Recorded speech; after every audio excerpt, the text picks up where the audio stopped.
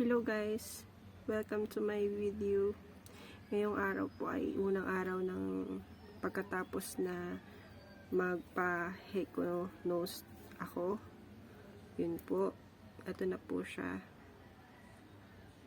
So, isi-share ko lang po sa inyo yung konting naranasan ko doon.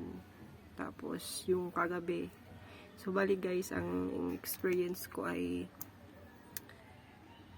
una ay nagdadalawang isip talaga ako siya kung ipapa-hike ko siya or hindi na lang. So sabi ko sa sarili ko, meron naman akong budget para doon. So ito naman ay para sa akin. Again, katawan ko naman ito. Gusto ko naman konti kahit papano ay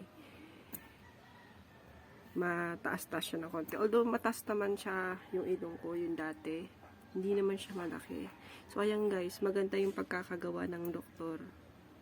Ayan po.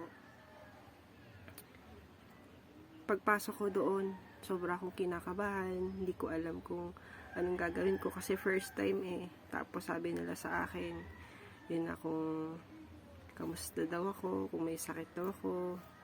Basta kung anong sasabihin, tapos pagpasok nyo dun, i-interviewin kayo, may pipill upan kayo doon.